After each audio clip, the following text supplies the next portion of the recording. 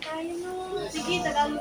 Para naka-intindi ka kung kasama ninyo. Ganun naman talaga tayo. May English po. Hindi ko pa naon ang ano natin. Diba? Background. O, diba? May ano. Ayan, entertainment muna. May ads. Okay, so good morning everyone. Mabuhay ug madyaw. Very good mga student na ito. No, mabuhay ug madyaw. So madyaw na pagdatong po. Ibig sabihin ng madyaw na pagdatong? Marami kaming datong. Joke lang. Wala kaming datong. Ha? Maligayang pagdating yun. Oy, yan po ay Samalenyo greeting for welcome. So ibig sabihin, galing po yan sa unang tribo sa ating isla ang Sama tribe. So, kaya pinangalanan itong Samal Island. Asa ng mga cum laude dito? Pambato natin sa oral recitation later. Sa, later, sa mock exam. Ay, nako! Kailangan dito sa harap pa. Bakit naman ako dito? Asa ng representative dito sa kabila? Yes, oo. Ano, nagbago? Nagbago. Ay, ano sa huli? Ay, ay, ito pala. Si ate pala yung cum laude dito ba na, ay ate, kailangan mo talaga makinig talaga attentively. Oo, yes. Ayusin talaga. Ay, may mga exam tayo. Hindi kayo makalabas ng buhay nang hindi kayo nakapasa sa exam. Joke lang. Maging bad kayo. Ay, yes. So, ayun, Marley, ate Marley, one of the orienters here. So, bago niya silipin yung mga kalahi ni Batman, bago niya silipin yung mga kalahi ni Bruce Wayne, bago kayo magbeso-beso doon, may orientation lang muna tayo. Grabe, beso-beso talaga mga may orientation lang tayo about sa cave at syempre yung importansya ng mga paniki sa ating environment kasi always time ba yan, no? Kung akala talaga natin sa mga paniki aswang at manananggal. Tama? Oo, diba? Akala natin, lalo na sa horror movies, napaka-exage na yung mga paniki naging Dracula, nag-transform into vampire, maninipsip ng dugo sa leeg, tapos pag na-expose sa liwanag o sa araw, masusunog, tapos mahati yung katawan, lilipad, dadaan sa moon paghating gabi. Diba? Yes, oo. Yun no, yun yung mga ano natin sa kanila, mga negative perceptions about that. So that's why may orientation tayo. Para alam natin yung katotohanan behind that, mga superstitious beliefs sa mga paniki. So by the way, unang-una po itong whole area, this was entrusted by the Inigo Montfort's family since 1900s pa. O Montfort, apelyido yun ng owner. Sa kanila ito, noon pa man. So, hindi totoo ha, na naggera daw. Dahil daw sa sa World War II, yung Japanese war na yan, kaya nabuo ang cave. Kasi nga wala pa yun, may cave na po. Naturally, at naging natural habitat din po nila ang area. So, ibig sabihin po, may mga bats na talaga noon pa man. Pero, konti lang. And ngayon pala ha, this is under NGO. Philippine Bats for Peace Foundation. Dinonate kasi ng Montfort's family po, from sa kanila, dinonate daw nila kasi wala daw silang idea about this creature. So, dinonate nila para mas mapangalagaan po yung mga paniki natin sa area. So, it was in year 2006, nung officially na-open siya for public viewing, yung pwede na tayong manood sa kanila. Pwede natin silang bisitahin. May mga tours na tayo katulad sa ngayon. Tapos, noong 2010, doon naman tayo pumaldo. Ay, grabe, parang nalo sa scatter. Ayan, nakikita ninyo. Ayan, may replica tayo ng certification from the Guinness World Records kung saan. Grabe, palakpakan mo. Napaka-bless talaga natin. Sa buong mundo, dito lang sa ating kuweba, matatagpuan ang pinakamalaking population ng isa. Grabe. Wow. Isang colony, walang ibang halo ha. O parang kayo lang, one family, walang halo. Usually talaga mixed together yan. Oo, yes, 3 or more species yan. Assorted talaga ang mga panigi sa isang kuweba. Sabi ng mga experts, kaya na-amaze sila. Isang colony lang ang nasa loob. Si Geoffroy Rosette lang po, or Rosetus amplexicaudatus po. In Bisaya, alam ko kasi may mga Bisaya kanina, narinig ko, nagsalita ng Cebuano. Kwaknet! Diba, nakakangis, Kwaknet, nagmabiay, ang sa... Nahirap ang scientific label. Ito na, si Kwaknet lang. Kwaknet! Ay, nako, ang malaki po, in Bisaya, it's kabog. Yes. Or yung giant fight foxes. Yung talaga mapagkamalan natin asungat para ng world mo. Ang kanya talaga natin po, mag-vampire yun. Yes. O yung mga malaki talaga. Kaya mga malaki, sila yung tinatarget ng mga tao ng mga barilin. tirador. O, di ba? Tinitirador sila, binabaril sila. Di ba kinakain ng mga paniki? Yeah. Totoo. Edible sila. Bakit? Ganito yun. Mas malinis pa kasi sa atin kung hindi tayo vegetarian or fruitarian, di ba? Kasi ang pagkain nila fruits lang. Nectars from the flowers. Napaka-healthy po nila. Kaya naman yun ang reason. Dahil po sa hunting bat po, mas malaman ang malaki.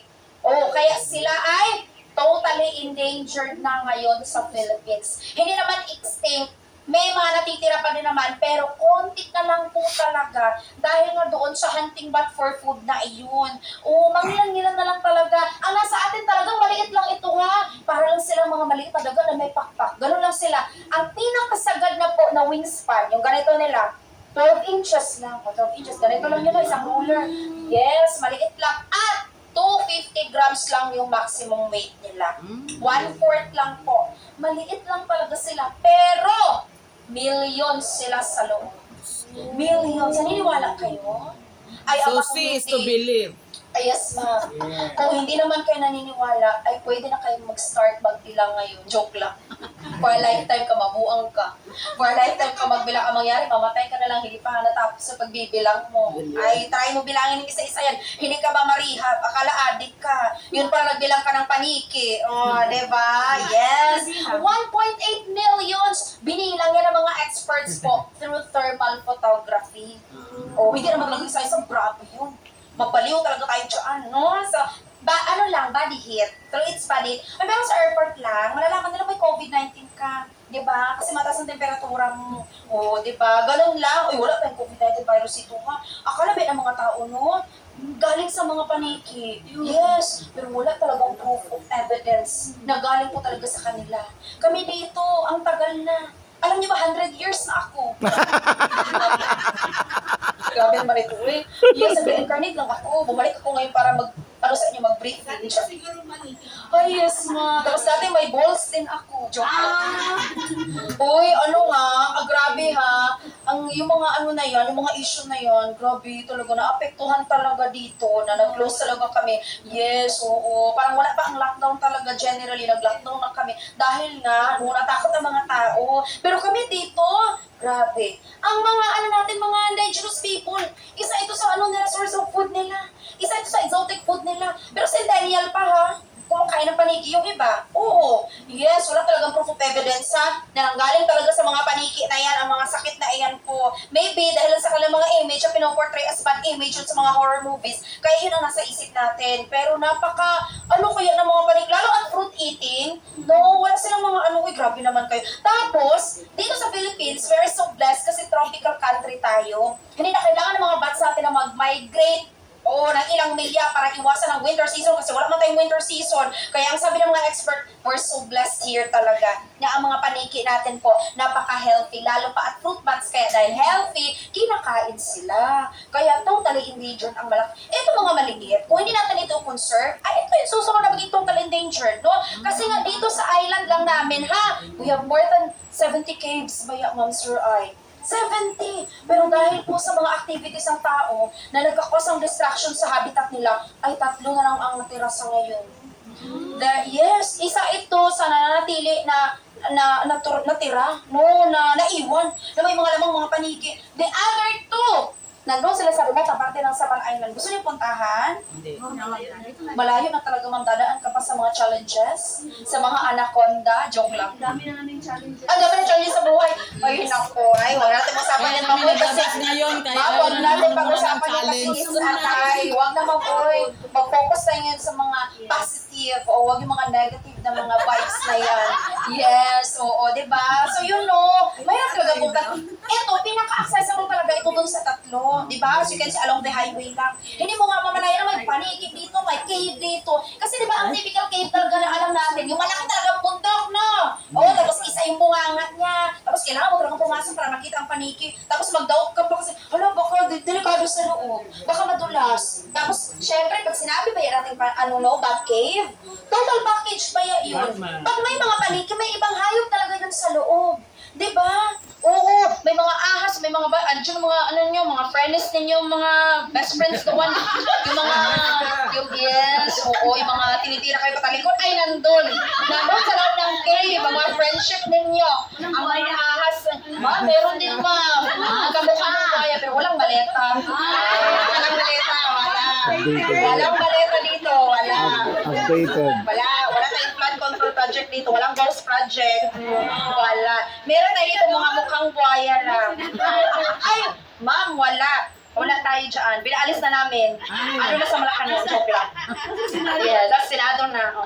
Meron kami dito si Robin. Si Robin. Yes, oo. Pero ngayon, nandun sa Senado na din siya. Nandun sa Senado na din. Nilayasan kami. Oo, si Batman na ngayon nag-vacation. Oo. Andro, alay, chinap na naman. May GC sila, ma'am. Ala, may GC po. Sinaka lang source natin. Sa Senate branch yan eh. Yes. Oo. Kaya no, pag sinabi talaga nating cave, delikado talagang pasukin. Siyempre, kasi nga may mga ahas doon, may mga bayaw. Wala naman kaming buhaya. Pero bayawak, pero para na siya maliit na buhaya, ha? Pero sabi ko nga, walang dalang maliit, ha? Yes, oo. Siyempre, praise ang panikit, diba? Sila ang pagkain. So, ibig sabihin, may tagakain talaga. It's part of balancing ecosystem. Kailangan natin makontroller ng population nila. But there's nothing to worry. Hindi po namin sila nilagay doon sa loob, ha? Para matakot kayo, ha? Para magsipakbuhan kayo later, ha? Pumunta talaga sila doon sa loob. Kasi nakita ba nila una? Buffet. Diba? Unlimited. Alaming ano doon, Jolly Buds na. Eat all you can sila for free, oy. Ang buhay nila doon, kain tulog lang. O, diba? O, napaka-social nila. Napaka-kapwa nila doon sa loob. Sabi sa'yo, kahayahay. Diba? Ang daming foods doon. Kaya, we can really assure you na safe po talaga ang viewing. Siyempre, may amoy kahit sa labas lang. Maamoy talaga pag cave. Oo, siyempre, may mga butas doon. Maamoy talaga, mabaho. No? Kasi, ma'am, iba yun, ma'am. No, sige na. Bawal, may ano tayo dito. PG. Sige ha. So yun nga no, kasi nga, syempre ang guano, we don't collect their guanos, di ba ang guano, kung matatandaan ninyo, napakamahal yan ng organic fertilizer sa pananim. But guano, sabi sir, baka naka-harvest ito sa sir dati.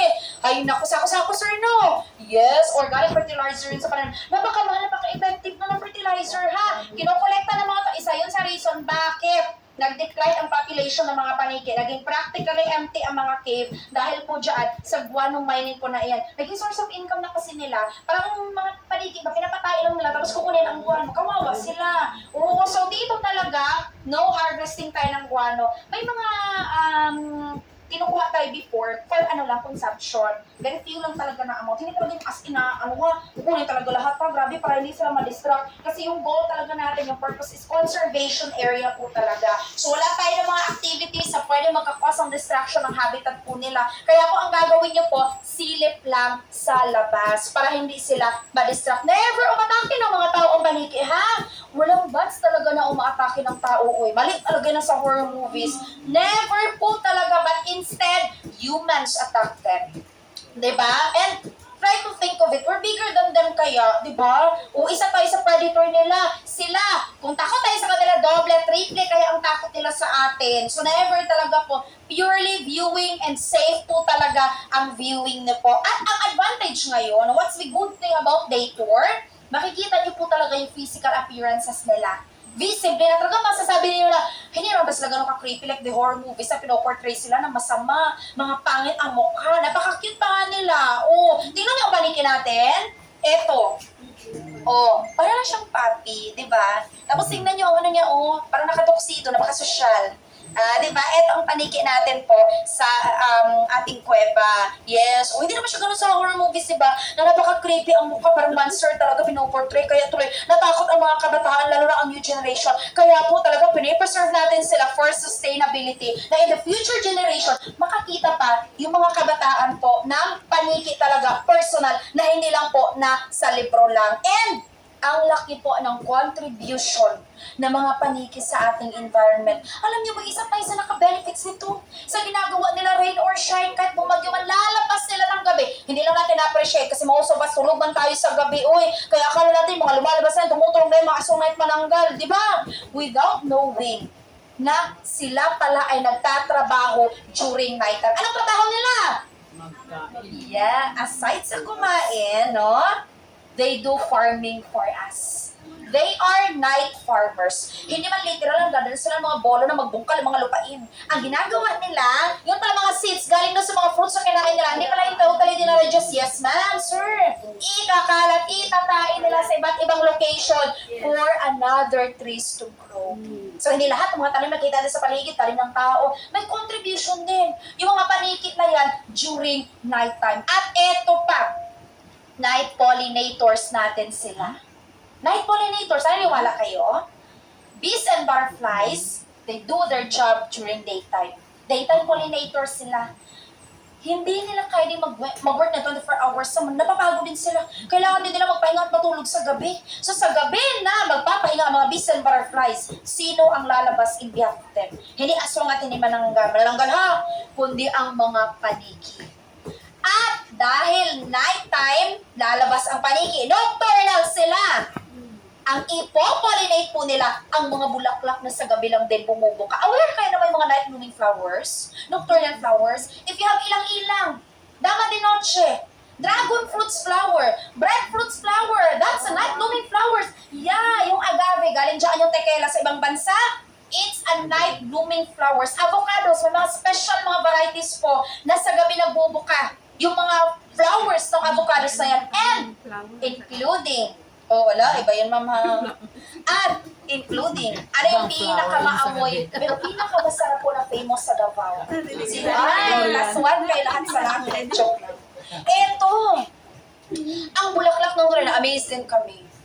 Sa gabi pala siya nagbubuka.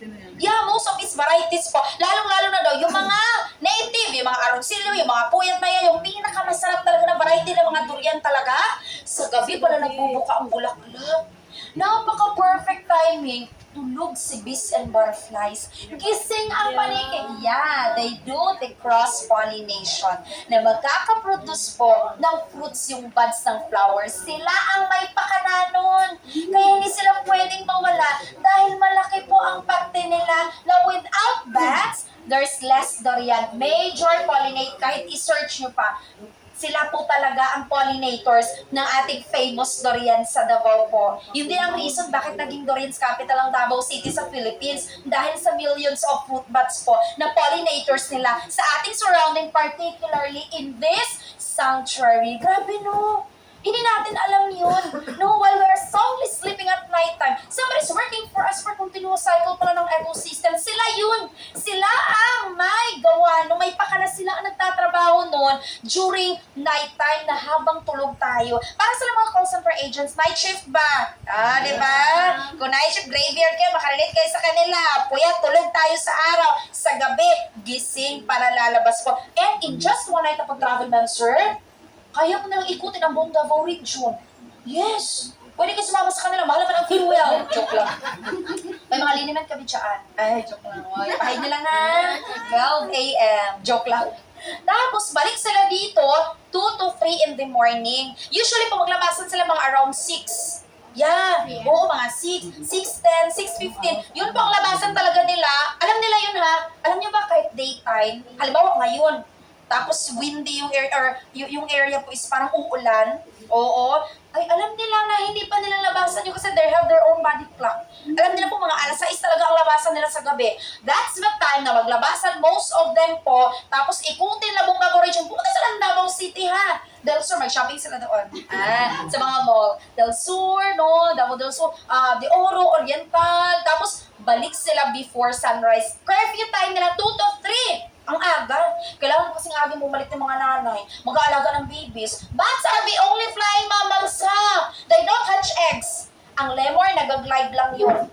Bats lang yung tanging mammal na makakalipad po. Isa sila sa pinakamalapit po sa atin. Magbuntis talaga sila mga anak po. Dala-dala ng iba yung babies nila habang lumalabas sila ng kuweba. Kaya po, sa gabi, nag-offer kami ng night viewing ha. Hindi lang po day tour. Sa susunod po na magbisita kayo ng Samal Island, try also our Bats Emergence Night Tour or Ben Tour. Yes! Ang ganda! Ano makita sa gabi?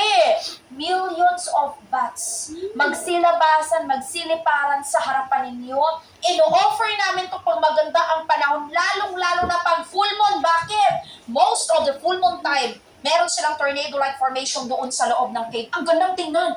Napakaganda talagang tingnan po. Pero yun nga lang, bawal ang flashes. Unless na lang, kung may mga night vision cameras po kayo. Kung wala, for your eyes only na lang talaga, ha? Memories or remembrance na lang po. Pero ang ganda, you will really appreciate the beauty of God's creation sa gabi. Bakit nila ginagawa? Kasi may mga nagtatanong bakit ginagawa nila formation na yun ate sa gabi? During full moon kasi, no, most of the, full moon time, yun ang, nila, formation talaga. Dahil, kitang-kita, maliwanag man, kitang-kita sila ng mga predator. Marami kaya mga ibon sa ipapawid, mga bromicate eagles, mga uwak, o yung mga malaking ibon na maitim, ay kinakain sila at dinadagit. So yun pala, ang purpose pala ng tornado-like formation, circadian flight na yan, sobrang dami po nila nga para sa mga monster tingnan, para ma-intimidate po ang mga kaaway. Yes, muna hindi sila i-attack. Na-remember yung school of fish? Di ba? Sobrang liit ng mga isda, isang grupo, isang colony sila, para silang mga monster sa sobrang dami na nila, di ba? Na-intimidate tuloy ang mga malaking isda na natakihin sila sa pitan, di ba? O ganun din ang mga panikik during night time. Kaya pala sila, may ganun, which is sobrang ganda talagang tingnan. Now, lahat mga panikik makakabalik ng 2 to 3? Hindi. May mga matitigas nilang ulo. Yes, yung iba makakauwi. 7 a.m. na. Tapos amoy suka. Bakit? Nag-iinuman nyo to. Malasing biro ng mga ito. Lalo-lalo ng mga kalalakihan. Yung mga broken-hearted, yung Valentine's Day. Nagsisimit na din yan sila. Valentine's Day sa kanila. Ay, wala mga partner yung iba. Tapos yung broken-hearted, yung wala yung mga partner nila. Kasi wala partner man ang mga kalalakihan na paniki. Yes. Dami na mga partner. Kaya ayun tuloy, namiris yes. Yung iba nakakabalik dito sa 7 a.m. na. Naglalasing pa sila. Tapos alam nyo, iniinap nila? Tuba. Yes. Paborito na yung coconut wine from the coconut trees na yan. Kaya pala yung mga, nag-harvest ang tuba. Talagang tinatalian nila yung mga sugong man yung tawag, yung bamboo na yan, nalalagyan ng container ng mga tuba. Kasi iniinom pala nila yun. Yung iba talaga inuubos, wala nang income ang mga harvester ng mga tuba. Kasi iniinom nila. Pag-uwi ko nila dito, lamong-lamong na sila. Kaya siguro na-late sila ba kasi doble-doble na ang parina, dutuling na good. Tapos, yes, wrong turn. Tapos late na ma-discover nila na, balik pa lang dinaanan nila. Tapos, balik na naman sila doon sa tapang daanan. Ay, naku, dito, grabe. Galit ang mga asawa nila, hindi pinapasok doon sa loob, pinapalumukan sa labas. Tapos amoy suka na. Yes. Nag-iinom din pala sila. Akala ko ang tao lang, no? Yes, sila din pala. Nag-iinuman din during night time. Late na sila nakakawin. Totoo yan, ha? Totoo talaga yan. Yes, that's nature. Amals kasi. Diba? Parang tao lang. Kung ano yung behavior ng tao, ganon din po ang behavior ng mga paniki. The only difference is that they have wings to fly, kaya akala natin iba sila sa atin. Yes, sa area natin sa cave, grabe ma-amaze kayo ba? Meron silang segregation according sa gender at ages nila. Na-amaze din kami, na-amaze ang experts. Sabi nila, wow, napaka-organized. Alam nila kung saan sila lulugar. 5 openings tayo dito. Isang cave lang. Lahat iyon interconnected. Now, ang unang pangalawang butas, maternity, nursery/mating area. Grabe! May hospital, may clinic, may lying-in sila. Wherein, most of the activities related to reproduction, doon nangyayari. Doon sila magbuntis, 6 months magbuntis, ha? Grabe ang tagal, we're just tiny creatures, pero 6 months, ha? Matagal. 3 months ang breastfeeding. Kung i-total mo yan, 9 months, parang tao na din na pagbuntis, no? Pag nanganak sila in 1 year, isang beses lang ay tapos isang baby lang, may family control man sila. Mahal ba ang wine fuel? Mahal ang bigas. Nag-increase na. Kaya kailangan na lang family control. May family planning sila. Yes. At after doon na area, mas lalo pa kami na-amaze. Na-touch talaga kami. Bakit? Napaka-responsible pala ng mga nanay na paniki. Ililipat nila ang baby sa pangatlo. I-enroll pala nila sa eskwelahan. Yun ang flying school. Training ground. Yun ang Bat Academy. UP, sabi ng mga bisita namin, UP pa na yan ate. What is UP? University of Paniki. Doon na natin ng baby sila, how to fly, how to survive and enroll. Napakaingay nila most of the time. Kasi nga, mga younger bats mo na, parang mga bata lang din natin na mga makukulit. Ganun po sila. Tapos nung nakaraang, siguro mga 3 weeks na ata, napansin namin, triple ang ingay. Yun pala, may moving up ceremony sila. Tapos yung mga nanay doon, para-orahan sila, kulang na lang ng red carpet. Syempre, sasabi sila lang may dalyan, mga anak nila, di ba? Kaya naman sumay bisita ko, ate, sabi mo ate, di ba maingay sa training area kasi mga bata, ate, bakit sobrang ingay nila? Parang hindi naman normal ang ingay. Sabi ko, ay ma'am, may moving out ceremony sila ma'am. Na-timing talaga sa inyo. Oo, di ba? O, di ba?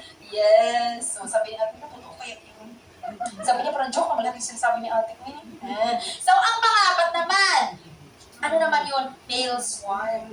Sa colony na ito, ang daming lalaki. Konti lang ang babae. Kaya meron talaga siyang specific area for the males. Males club. Paano malaman na lalaki ang isang paliki, ate? Wala. Isang tingin lang. Hindi na kailangan sabihin. May lato-lato. Kitang-kita ang lato-lato na. Ayan, walang brief kasi naka-display talaga. Ito mga lalaki na ito. Nakakahiram naman ito. Kitang-kita talaga yung itlog niya. Yan ibig sabihin lalaki. Yung lato na maka-display ba? Tapos ito naman ang babae. Ang napansin ninyo, di ba meron siyang social distancing mammary gland? Sabi na bisita ko kanina, di bakit ang dere niya na nasa magkabilang side social distancing? Ayaw ata ng virus sa mga mahawa. Yan ang babaeng maliki, di ba? Tingnan ninyo. Ang kakaiba lang sa kanya, may pakpak siya. Pero, grabe, may daddy siya. May milk siya na i-feed ang baby niya. Di ba? Parang tao talaga, magbuntis siya. May menstruation din kasi nga mamal siya, di ba? Now, ang panglima. Ano na lang ang kulang? Tama si ma'am. Senior Sword, Home for the Aged, Grade